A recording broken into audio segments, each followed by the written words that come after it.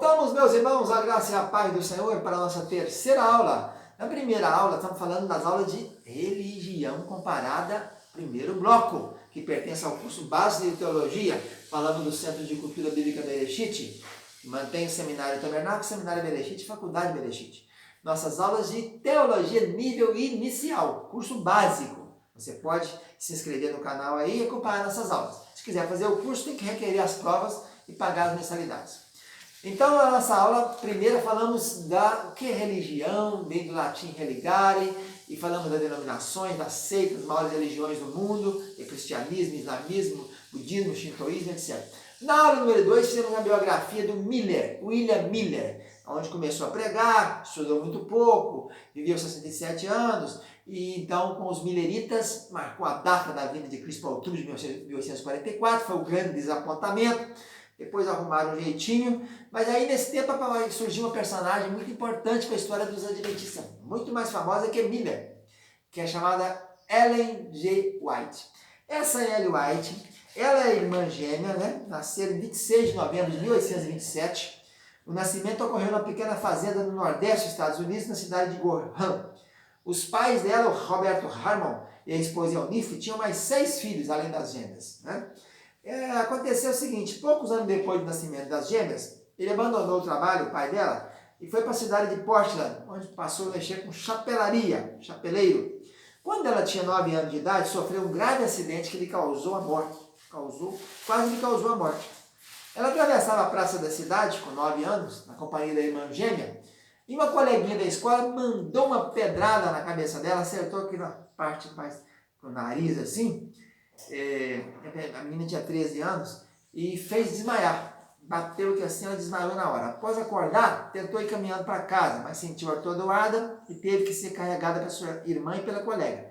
Por conta desse acidente, a Ellie acabou ficando inconsciente durante 3 semanas e ninguém além de sua mãe acreditava que ela seria capaz de restabelecer. Entretanto, ela foi se recuperando lentamente, recobrando a consciência, e nos anos seguintes ela sofreu grandemente como resultado desse sério ferimento no nariz, especialmente no que refere à educação. Porque durante 2 anos, esse acidente de 9 anos, ela já não podia respirar pelo nariz e pouco frequentou a escola. Ela não conseguia memorizar muita coisa, e a menina que remessou a pedra foi a sua monitora, foi nomeada para monitor, para ajudar ela nos estudos. Então ela era muito meiga, paciente com a Ellie, se mostrava triste ao ver que Ellie lutando com as dificuldades para aprender, mesmo assim não conseguia aprender muito bem.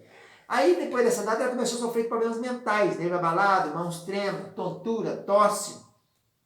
A mais forte luta da juventude de Ellen White foi decidir seguir o conselho dado por sua professora de abandonar a escola e não retomar os estudos, porque a saúde dela não cooperava. Aos 12 anos, então, eles participam de uma reunião campal da igreja metodista em Lyme, no estado perto de Massachusetts, e Ellen, com 12 anos, então, entregou seu coração a Jesus. 12 anos converteu. Depois ela batizou, né? Foi batizada por imersão. No mesmo ano ela foi aceita como membro da igreja metodista, em 14 anos de idade. Como é que começa a história dela com as visões, as famosas visões de Ellen White? Como é que começou isso aí? A primeira visão dela foi em 1844, em dezembro. Depois daquele grande desapontamento de Miller, até então eles não tinham muito contato, aos 17 anos, né?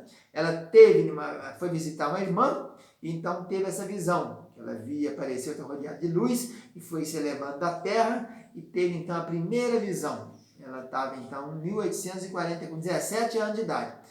Ela viu o povo do advento viajando em um alto e reto caminho em direção a Nova Jerusalém. Tinha uma luz brilhante colocada por trás dele no começo do caminho e um anjo dizia ser o clamor da meia-noite. Alguns viajantes foram ficando cansados e foram encorajados por Jesus, outros negavam a existência da luz que os guiava e caíram para o meio do caminho.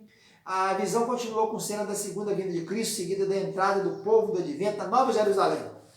Essa visão impactou demais a vida dela. Ela tinha 17 anos. Da segunda visão, com 18 anos.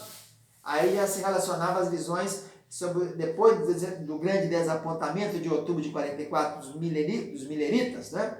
Ela tornou-se conhecida como a visão do noivo. A primeira visão, então, é chamada visão do povo do advento. A segunda visão, a visão do noivo. Ela recebeu em Maine, também, em 45, juntamente com a terceira visão, onde ela viu a nova terra novos céus e nova terra. Então, essas visões foram os grandes pilares dessa nossa irmã chamada Ellen White, né? Logo em seguida, ela começou a dar testemunho publicamente em reuniões que muitas vezes ela mesma organizou, como também nos encontros regulares da igreja metodista. Eles continuavam metodista, que eram essas visões, essas direções. As notícias das suas visões propagaram-se em seguida para tudo quanto é banda. Então, White começou a fazer viagens a fim de pregar aos grupos de seguidores milleritas. E aí começa onde encaixa, né? Os milleritas, com a decepção depois que o Miller morreu, com aqueles dois irmãos chamados de Joseph Bates e Irã Edson, os três reúnem então para fortificar e consolidar o que chamaria de adventismo, né? E depois, mais tarde, do sétimo dia, quando começaram a guardar o sábado. Então elas começaram a pregar pela região de Maine, na região ao redor, as visões começaram a ser divulgadas para todos os lados. Em 1846 já tinha notícias de várias cidades, 1851, e dois milleritas, então, afirmaram também que ela era uma profetisa, né? Ela mesma nunca chegou a dizer que era, mas classificaram ela como se fosse como Débora no passado, profetisa Débora, Hulda, até as meninas do Filipe no Novo Testamento, que também eram profetisas. Em 1845, já com 19 anos, ela vem casar-se com James Springer White. Daí levou o nome de Ellen White, né? Casou com ele. Teve 4 meninos com ele e se casaram, né? 4 filhos, que é o Henry Nichols, que morreu com 16 anos, o Edson, que viveu até mais tarde, o Clarence, o William Clarence, e o último, que é o Herbert, que morreu com 3 meses com elipsel. Ao descrever as experiências dela em visões, Ellen White dizia ser envolvida por uma luz brilhante. Ela recebia a presença de Jesus ou os anjos que lhe mostraria eventos futuros. Sempre dão daí para o nome advento. Por isso que é adventista. Só se refere à segunda vinda de Cristo e coisas referentes a isso aí. E, então, em 1858, ela recebeu uma visão enquanto participava de um funeral. E foi ali naquele dia que iniciaram as guardas do sábado.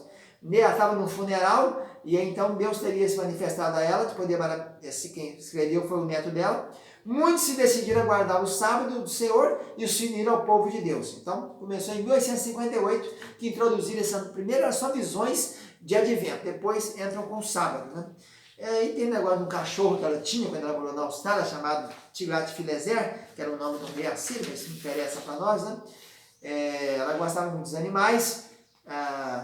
Ela viajou pela Europa, a primeira viagem internacional dela, foi ficando famosa para contar essas visões, essas direções que ela recebia, e ela veio a falecer então em 1915, com 87 anos. E disse que a última palavra dela foi a seguinte: eu sei quem tenho crido. Então, é isso aí. Tem muitas controvérsias, né, porque ela é muito acusada de plágio, diz que as obras delas, esse tanto de coisas que ela escreveu, grande parte das obras dela, que ela escreveu muitas e muitas páginas, né? Diz que as maiorias de tudo era copiado, plagiado, né? Aqui tem a obra literária dela, ó. Ela escreveu mais de 5.000 artigos e 40 livros. À época da sua morte, as suas produções literárias totalizavam 100.000 páginas, 24 livros em circulação, 2 manuscritos de livros prontos para publicação, 5.000 artigos em periódicos de igreja, mais de 200 tratados e panfletos, 35.000 páginas datilografadas de documentos e cartas manuscritas, 2.000 cartas escritas à mão e diários, outras 15.000. Então, tem muita coisa aí que fala sobre o plágio. Tem alguns autores, tem até um livro chamado A Casa de Vidro, de um ex-millerita. Ele diz que quase tudo era plagiado, era copiado de outras coisas, né? A temática principal deles era essa, né? Evangelização, vida cristã, educação e saúde, defensora do vegetarianismo. E ficou muito popular, né? Em 1880, fizeram uma pesquisa no Congresso, acharam que ela era a 4ª autora mais traduzida na história da literatura. Na época tinha livros em mais de 117 línguas, depois veio até em 160 línguas diferentes.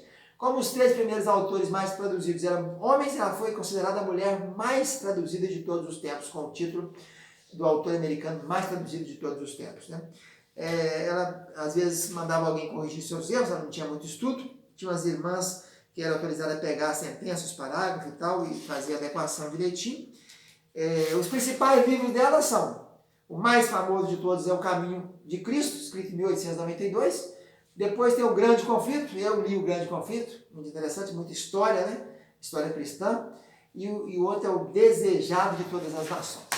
Então, a nossa aula de hoje foi falando sobre a consolidadora, a grande mentora, e juntamente com dois assessores, que era chamado José Bates e Irã Edson, instalaram e concretizaram e cimentaram e construíram o que nós chamamos hoje de Adventista do sétimo dia. Fica na paz, tchau, tchau, um abraço.